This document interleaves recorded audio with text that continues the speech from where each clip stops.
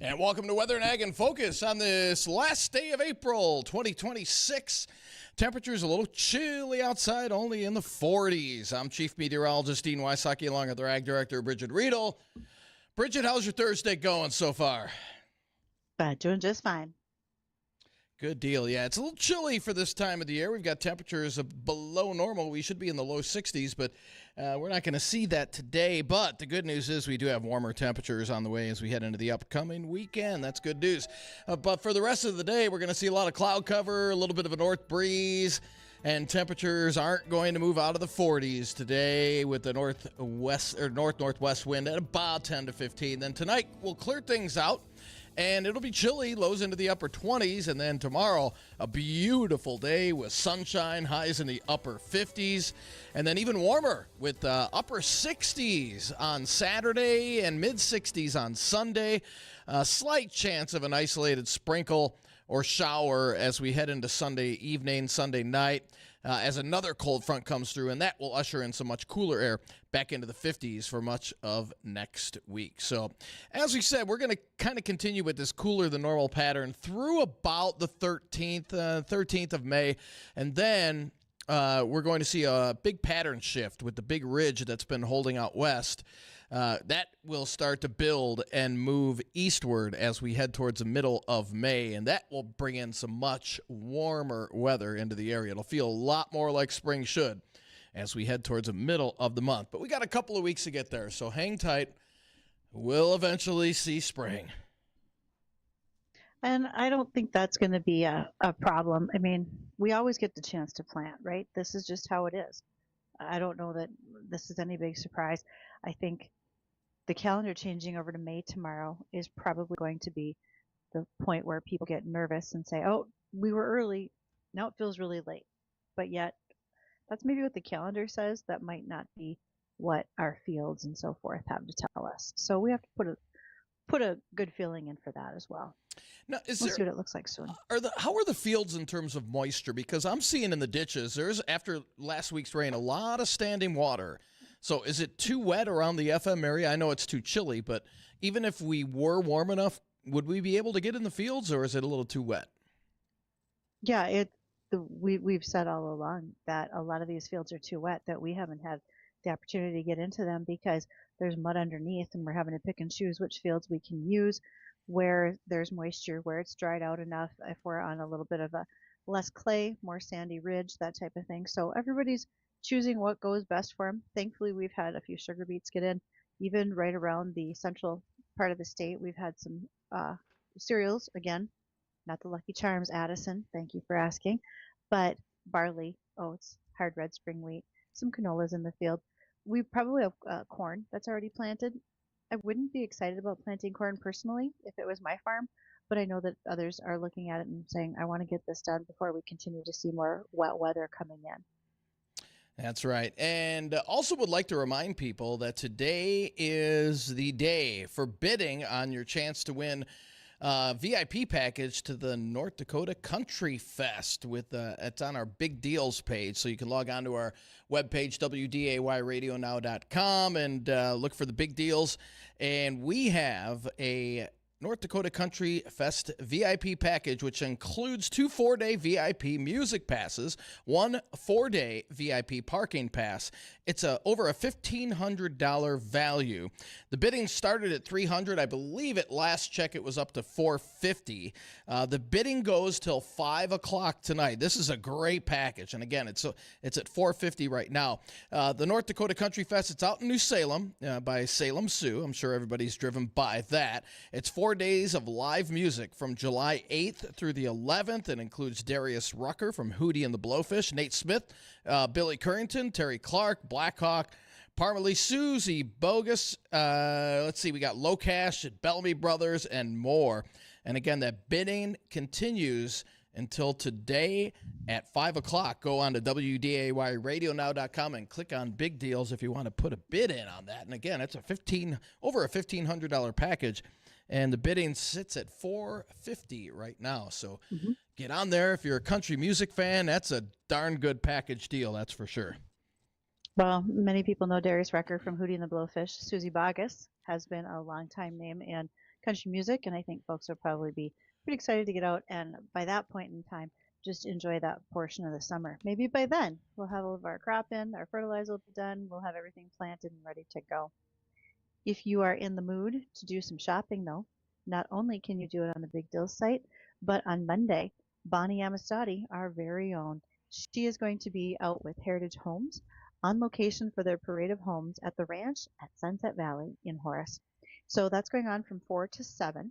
So she'll be on location during part of Jay Thomas's show. You get to see the new clubhouse and the model homes with a variety of main level living floor plans. Again, that's the ranch at Sunset Valley in Horace. Monday, May 4th, beginning at 4 o'clock. You can find all the details at heritagefargo.com. Also on Monday, I will probably be on the road with landmark companies. At least we're working through those details now. We want to get out and flag some farmers. That means that if you're in the field, in the farmyard, in your shops, we're going to stop by and drop off American flags that you can fly proudly when you're in the field and elsewhere.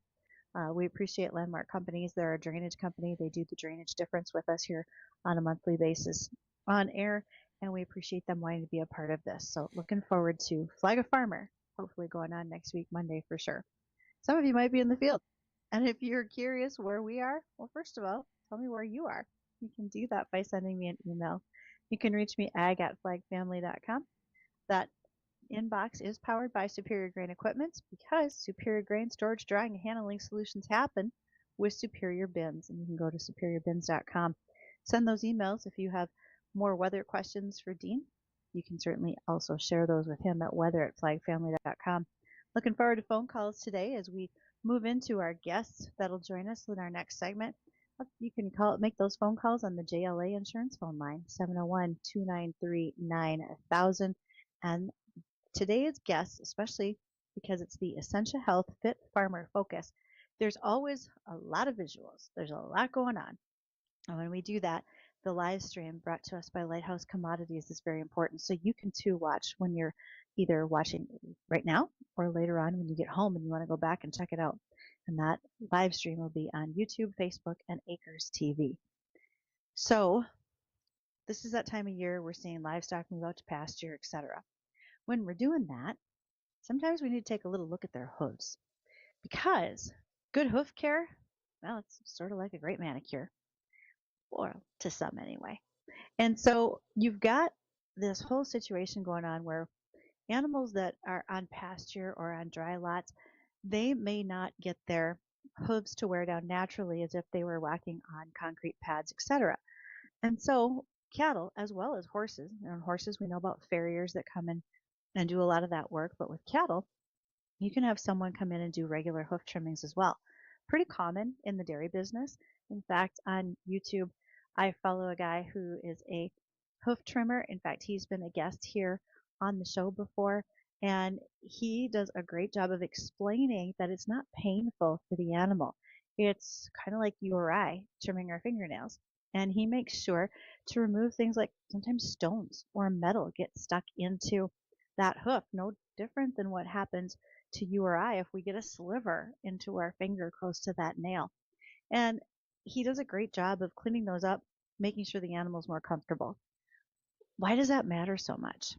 Well, lame animals really aren't very healthy. They can't walk well. They don't get to food or water. They're uncomfortable when they're standing if they try to lie down, and they may avoid doing all sorts of things that normally would be a part of their everyday routine. And especially if you're working with production animals where you want to make sure you have milk production, beef production, etc. If they're lame and they're not eating well and their health is poor, that doesn't exactly add up to anything great for your livestock operation. So you can call the trimmer, and those hoof trimmers, again, farriers for horses, they'll often come to your farm and do the work right there. In other cases, you may wind up having to take them into the veterinarian, take the animal in and have them trimmed up. Now, when you're doing that, it also helps that they'll be cleaning off that animal's hoof if they find that there's, again, a rock, some metal or wood that's made its way into that nail, into that hoof. They'll clean them up, tidy them, prevent infection. Also, good strong hooves, well, part of that is your feed intake, making sure that animals are getting the right amount of nutrients in their feed ration on a regular day. So if you're concerned that maybe they have soft hooves, take a look at what they might be consuming, particularly in a confinement animal operation. So it's not something we talk about every day, but I do find it fairly interesting that yes, making sure nutrition is good, getting those hooves shaped up, even your barn design can matter when making sure that those animals are most well cared for. So looking forward to any comments or questions you have about that, because what animal doesn't like a manicure? Right down to our cows and horses. When we return, we'll be joined by the ladies from Essentia Health. We're going to be talking about urology, and let's see, these are going to be all sorts of questions in regard to PSA levels, prostate health, and so much more. So we'll be back after the American Ag Network's Livestock Report to talk with Essentia Health's Fit Farmer Focus.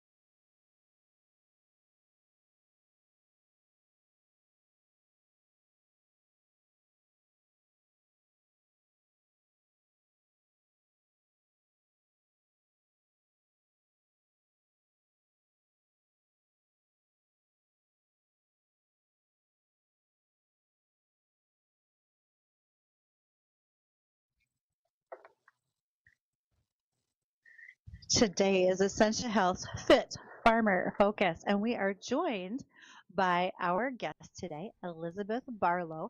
She is a nurse practitioner in urology. All right, Elizabeth, today ought to be a fun day full of questions. I hope we get lots on our JLA insurance phone line of 701-293-9000. But let's start out a little bit with talk about what's going on over at Essentia. What do you do, and what are some of the things that you're currently seeing with patients? Well, hello, Bridgette, and hello, Dean. So, yes, I'm Elisabeth Barlow, and I work at Essentia. I'm a nurse practitioner there in urology, and I tell most people you can call me Liz.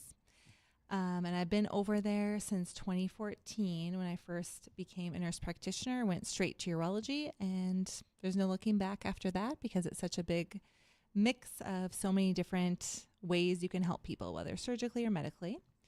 But over there, we do help a lot of people with prostate problems, whether cancer or enlarged prostate. Before we even get into all of those, here's a question that I think you actually get a fair amount. And I realize maybe we should know this.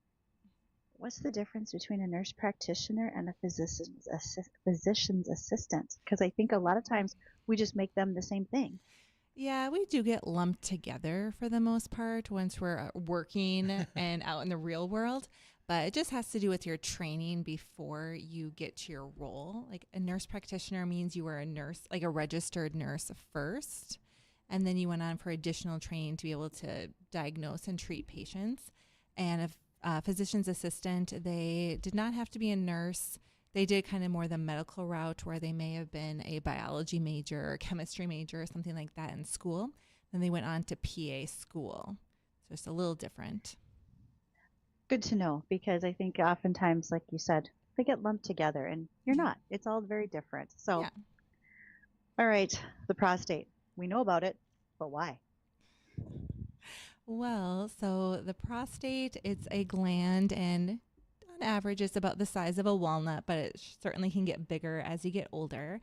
And it's involved with the reproductive system. So it's like a vessel where ejaculation comes through, and it helps provide fluid that nourishes sperm. But other than that, it's an organ that just can kind of cause problems for men, especially as it grows as they get older.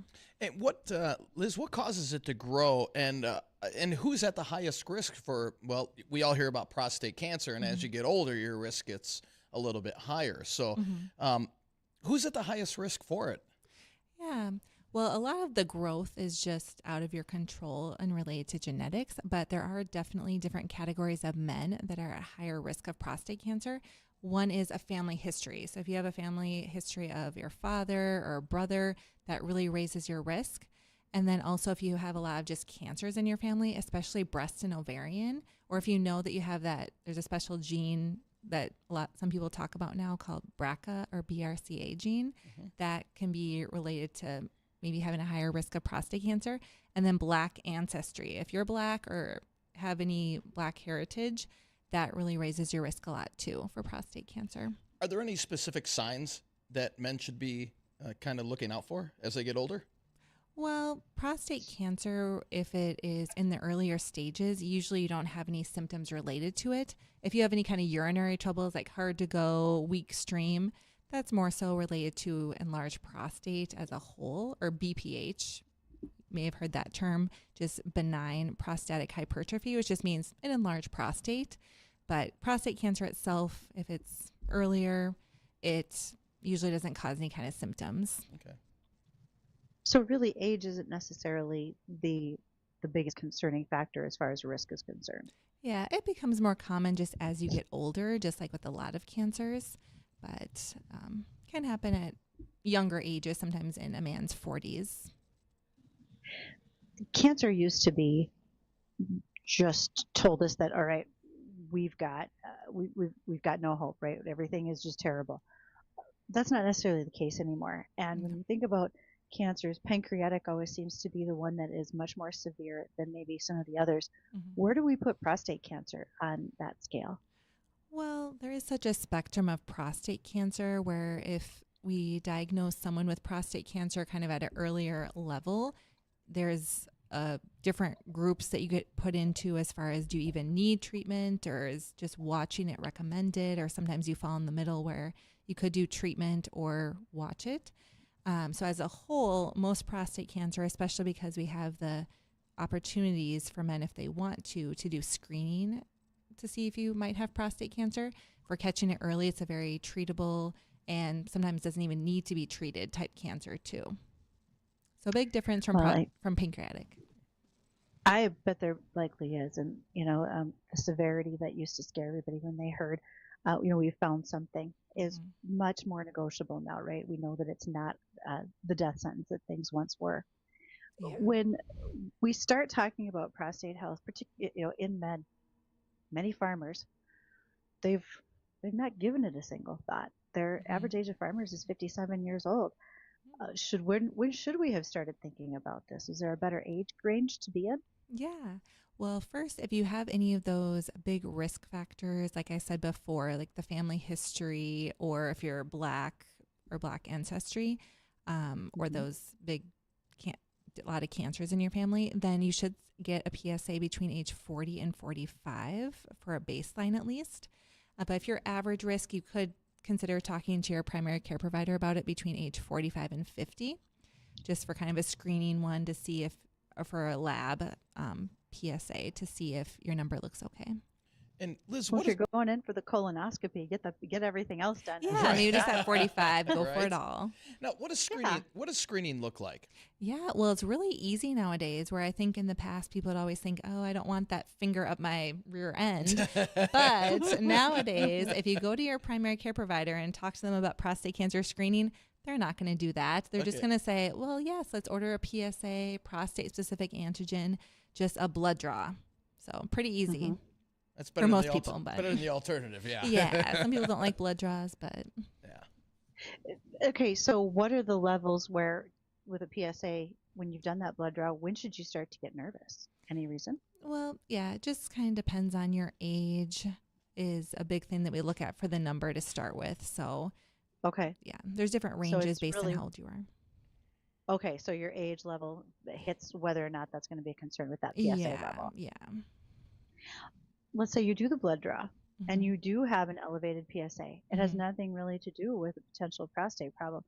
Are there some false positives, so to speak, that could be causing that elevated level of the PSA? Yeah, definitely. So if someone has one blood draw that is higher than we'd expect for your age, then we don't go by just that one number to say, oh, wow, now we really have to do all the tests that we do to see if you have prostate cancer. We'd say, wait a good month, check it again, because sometimes the number can go up just due to inflammation of the prostate itself, which it can be out of your control. Or if you ejaculate a day or two before your PSA is checked, that can impact your number. Or if you're really jostling, if you're on a combine or some kind of farm equipment that's really bouncing up and down a lot the day or two before you get your PSA, that could impact the number too. Or horseback riding, motorcycle riding, road bikes with a small seat. Just think about if anything really was jostling you a lot, then if the number's high, say, well, maybe it was just from that, and check it again before you get too concerned about it that way. Okay. I'm making some notes here about other questions that we're going to want to ask, and we will do that after the news when we continue our discussion with our nurse practitioner in urology. Her name is Elisabeth Barlow. She's here for Essentia Health's Fit Farmer Focus. We'll be right back.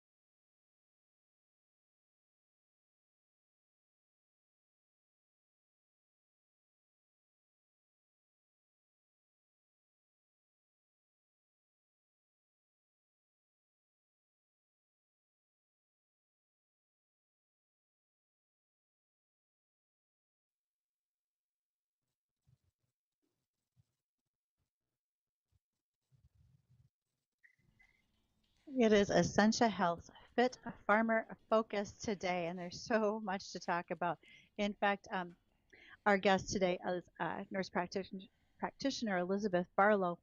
I'm getting a lot of questions, and I'm going to have to Oh. screen what some of those questions are because not all of them are radio appropriate, and I bet you get that a lot in your world. Oh, yeah. Okay, one question from someone who's listening who said, "What can I do to impact and lower my potential for an elevated PSA result or even any prostate problems?" What are we and specifically asking about high protein diets and better hydration. Oh, yeah. Kind of in preparing for talking to everyone today, I just was kind of looking at what is out there as far as research to say what can we do to help not have men's prostates grow so large or decrease the risk of prostate cancer. And kind of it's a little up in the air, but there's certain things that can only help you as a whole. And if they help your prostate not grow as much or help decrease your risk of prostate cancer, I think they're worth looking into and can help decrease your risk of other cancers. Like maintain a healthy weight, staying hydrated, exercising. I didn't find anything especially about protein other than just like may have heard with other cancer concerns, not eating a lot of red meat or processed meat, trying to eat a lot of healthy green vegetables, leafy greens, fruits and vegetables. So not really anything particular about protein other than there's not a lot of red meat, but more water is always a good idea. Probably won't impact the size of your prostate with water, but it doesn't hurt. Okay, hydration is important no matter what. Yeah, I'd say so. Helps with urinary troubles. Okay. So, can prostate cancer, what are some of those symptoms you might think about very early on in your symptomology so that you realize I should probably get in to have a conversation with my doctor and or a urologist? Mm-hmm. Well, prostate cancer at the early stages usually has no symptoms because it'd be confined to the prostate, so you wouldn't know. Okay. But if you start to have urinary troubles where you're having a harder time going, you're having to push to go, you're leaking, you're having to get there really quick, going really often, or getting bladder infections or urinary tract infections, those are all reasons, or you're urinating blood. That's another thing too, where if you're having any kind of those troubles, then definitely talk to your primary care provider about your urinary symptoms. And you shouldn't have to suffer with those kind of symptoms because there's a lot of treatments out there, whether medications or even surgeries if medications don't help you adequately. Those all sound like terrible things that you should be calling your doctor for if those are happening. Just a Some guess people here. live with it, but yes. No, you don't have to. No, you don't have to. No, yes, you should say something about it is the best if it's bothering you, especially when it's blood. Blood could be from something very serious. Always mention that. But yeah, leakage, there's a lot we can do for that, and certainly infections for men too. Look, you don't like it if you're losing hydraulic fluid on your machinery. You certainly should be concerned if you're losing fluid out of you. Yeah. Just a rule of thumb here is my guess. Yeah. Okay, all right. Lifestyle. What kind of lifestyle impacts can happen with prostate health? Prostate health. Anyway. Yeah. Well, kind of like I mentioned recently, as far as just staying active, maintaining a healthy weight, just general taking care of yourself, not smoking ideally, eating healthy diet, all those kind of things can help. But a lot of it's just out of your control as far as genetics, where some men are just prone to a bigger prostate. So there's only so much you can do. And but you just have to keep an eye on, again. Keep an eye on your symptoms. Like it'd be a tip off for me. So How about frequent urination during the middle of the night? Oh yeah. Is that another sign of that potential can be, problems? Yes, but one thing, or the thing I always tell people if they come in just for that as their main problem, I say that that's one of our hardest issues to get better because it could be a sleep trouble. Maybe they have undiagnosed sleep apnea or something like that, or maybe they have back pain or joint pain and that's why you're waking up. It's not really because you have to pee. You just say, oh, I'm awake and oh, now I do have to pee. And so it's just you have to dig deep with them and get good information to try to figure out, well, what else could be going on if you're otherwise fine during the day urinating? That just raises the suspicion for me that there could be something else that's impacting their sleep at night, or why they're waking up at night to urinate, and it's not really because of any kind of bladder or prostate problem. I think we have to remember just not to be embarrassed, Yeah. because I mean, in our last Fit Farmer Focus, we talked an awful lot about the colon and getting colonoscopies. And I've never said poop so much without having livestock involved in the discussion as we did that day. So Yeah. this really shouldn't be any different, right? Yes. These are normal bodily functions, and if they're not normal, Mm-hmm. you need to make sure that someone is aware of them and get that taken care of. Yeah, it's better to say something sooner before it gets to the point where you can't urinate at all, and then you're in the emergency department. So proactive is preferred, best you can. That sounds horrible. I just want to say that was not something I expected to hear today. But that sounds horrible. Yes. Oh my. That should make everybody feel a little awkward. Okay, so so to recap what you're talking about, Liz, we got to make sure that somewhere in that 45 to 50 range, we're not only for men, we're not only thinking about colonoscopies, but we need to make sure that we are thinking about going in and having the PSA levels checked. That can be a regular blood draw. Doesn't have to be anything terrible. Yes. Let's say that blood draw comes back with a slightly higher level. What are the next steps? Because people right now are thinking, I got a crop to plant. My PSA level's high. I don't have time to deal with this for 2 months. Yeah. Well, that would be all right. Where if their blood level was found to be elevated now, like I said, we usually wait at least a month to check it again. So if you said, I'm busy for a couple months, could check it when things settle down some. But I do think it is good to make sure that you take the time to check it again if that is what is recommended for you, knowing that it's not an emergency, but good to take it seriously if that number is high. And then in contrast, if that PSA lab that you do, if they say, oh, that number looks great, actually you only have to get it checked if you want to get it checked every 2 to 4 years, if you're of the average risk and don't have that strong family history or something like that. So it doesn't have to be every year for the blood draw necessarily. And you're going to start with your general practitioner, probably move on to a specialist in urology, et cetera, to determine if things have to be elevated. Yeah. Yep, exactly. All right. So we start with our primary care, but let's say we want to talk to somebody new. Where's their best place to go for information? Do you have some nurse educators that folks could talk to at Essentia, and or what's your best steps you think people should be following? Just for questions, you mean, on the PSA absolutely. and things? I think starting with just your primary care provider, because hopefully you have a relationship with them where you can ask them questions and they can kind of point you in the right direction for things. Otherwise, there's great resources online just from reputable websites, whether Mayo Clinic or other nationally known centers can look into that way.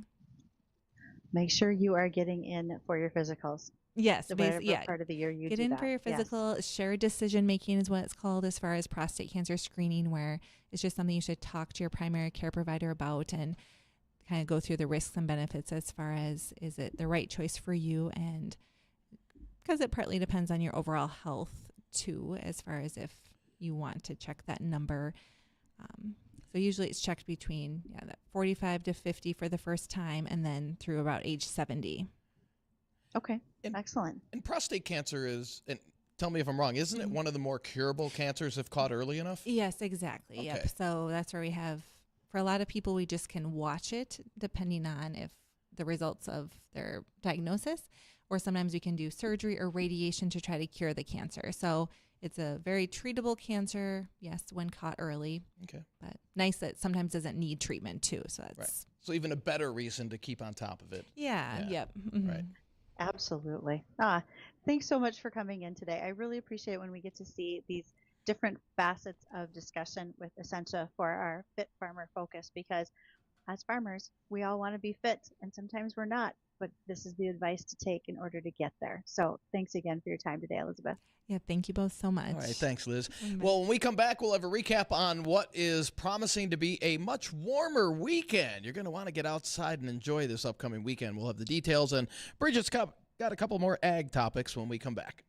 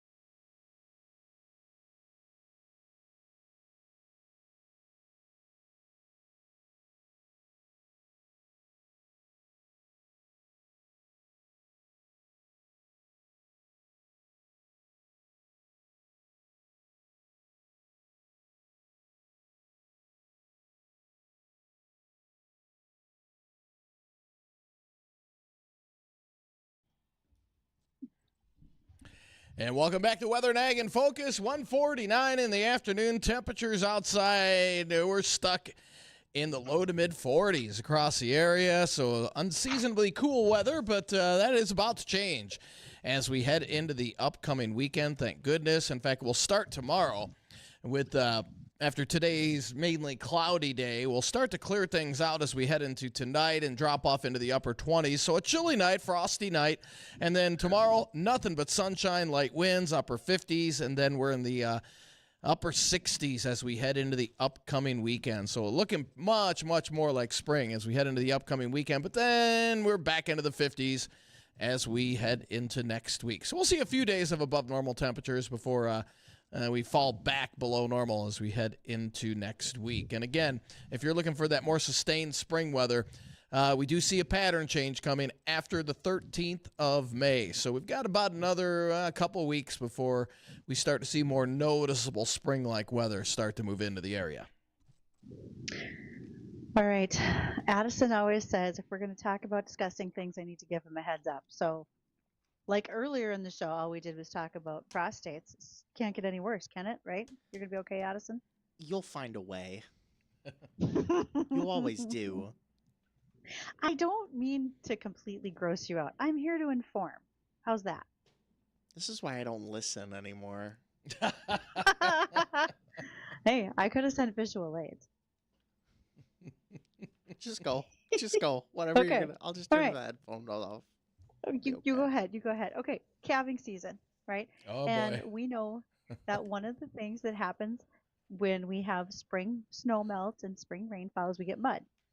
Okay, so baby calves, when they are born into those mucky situations, there can be a mess on their mother's udders. So there can be manure or dirt, mud, and that can be a whole host situation for bacteria, fungi, and protozoa. It's like eating off the dirty dishes that you didn't wash in the kitchen. And some of you know exactly what I'm talking about. Okay, so when that happens, you got to understand that calves, their immune systems really aren't fully developed like a mature cow's. And that invasion of all these different microorganisms can have really deadly effects. There are protozoan causes of a disease known as coccidiosis, and this is the #1 killer of newborn calves. It's the single cell organism that's the bane of a rancher's calving season. There's 3 different strains of it, and producers can typically find themselves having to battle this in their young calves. Because what happens is the protozoan is transferred to the young calves through that unfortunate fecal to oral transmission, right? Because again, they manage to get manure, mud, etc. in their mouths. Well, when that happens, it will actually, the parasite works its way into the epithelial lining of the intestines and then it ruptures. So the most recognized symptomology of coccidiosis is a bloody scours or like a bloody bacteria. We're spending a lot of time on the removing fluids and so forth from bodies today, whether it's livestock or humans.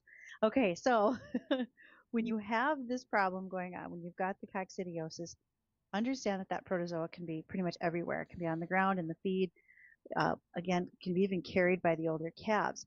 So what you want to make sure to do is to get those calves treated. Number one, if they show signs of sickness. But a really great management method that producers use, it's called the Sandhills calving method. There's actually a name for it. Most ranchers just call it pairing them out, where they move that calf with their cow to a fresh pasture where they don't have to worry about that ground contamination from older calves, etc. It's not foolproof, but you do eliminate a lot of the scours issue by doing that, getting them out of the muddy areas, getting them to drier ground where they have less chance of that protozoa being active and then causing the bloody scours. So remember, we compared the leaky fluids like hydraulics on a combine. Same thing with calves. If you see the wrong fluid color, get that fixed. You can't let that continue.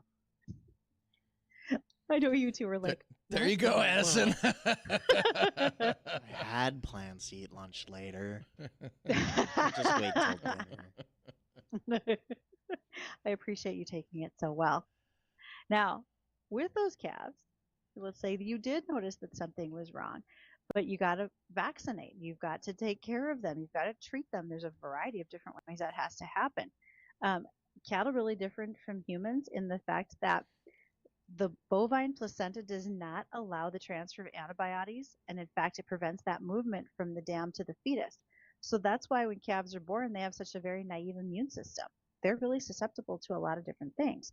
So when it comes to how are you going to treat those baby calves, there's a few ways to do it. There's different types and formats of vaccines that you got to pay attention to. First of all, you can actually do an intranasal vaccine. It's not using a needle, but it's kind of like that epinephrine spray up your nose. You can shoot that thing up your nose, and you can do the same thing to a calf. And that gets that right into their system and allows them to absorb it as quickly as possible. And that's, again, no need for a needle, especially when we have worries about the New World screwworm coming in later on this year. There are certain types of vaccines that have to be intramuscular. There are injectables, and you have to know if they can go in the muscle or if they have to be subcutaneous in the fat of the animal underneath the hide. Knowing the difference also means having to explain that to those who work around your livestock, right? So they have to know the difference about how these are administered and which way to do them. Clean needles still matter. You have to be very, very careful with that because it's no different in livestock to human beings. And then there's different kinds of vaccinations. Some vaccines have to be kept in refrigerators, some don't. There's modified live vaccines. They have a small amount of the virus or bacteria that's altered and will not cause the disease, but it does replicate it in the host body. You've got killed vaccines that contain a disease pathogen or part of it that's no longer living. That also cannot replicate. You can have those respiratory vaccines that are common to help provide protection against infections that can happen in the lungs. So many different things to know about when it comes to having to do vaccinations, not just in your cattle. I know I use that as a regular example, but that happens in your horses, your sheep, your hogs, etc. Everybody's got to be taken care of. One of the things that we don't really do is vaccinate chickens, but with bird flu being a concern, there is some work being done for some new bird flu vaccines. The hard part is trying to catch the right strains and see how that would be taken care of down the road. So at this point, we're going to see what happens for chickens. Most of this vaccination and so forth that we do is going to take place within our cattle and other hooved animals, if you will. So there you go. All about vaccinations today. See, and Addison, you're still ready for lunch now. Don't. No. Wrong. It got better. I swear. Why can't we just talk about, like, why can't we just talk about how cute baby cows are, or, like, how delicious corn is, or, like, something Well, we good, can, something but we got to great. get it. We got to get it to that stage first. Let's talk about how before it's wonderful cute kittens and are. delicious. I appreciate your desire to do that. And meanwhile, I'm just trying to keep them healthy and alive. How's that grab you? See, there you go, I Addison. want to go home. He feels better. Well, hey, funny you should say that, because that will do it for today's edition of Weather and Ag in Focus. Want to thank everybody for joining us this afternoon. But don't go anywhere. The Jay Thomas Show, that's coming up next.